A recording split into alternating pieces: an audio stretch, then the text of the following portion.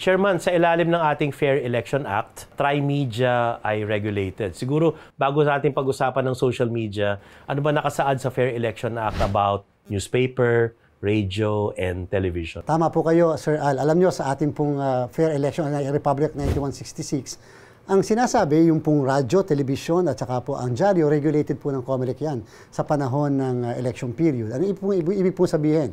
Yung television, kinakailangan 120 minutes per station, sabi ng Korte Suprema in one case, ABS-CBN and GMA7 versus the Commission on Election. So dapat per station 120 minutes ang isang kandidato o ang isang partido politikal.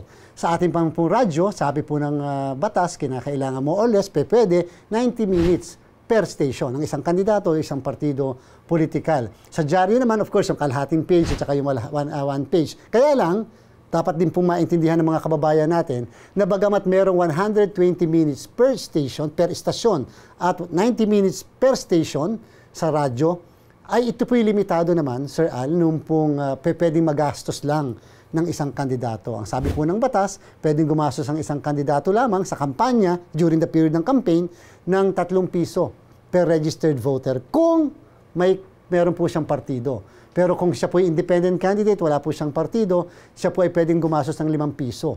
Yung isang partido naman ay pwede rin gumastos ng 5 piso. At yung kandidato for president, vice president, pwedeng gumastos ng 10 piso. Para lang po maging maliwanag. Itong sa Fair Election Act, alam natin na nung panahong yun, hindi pa uso ang social media. No?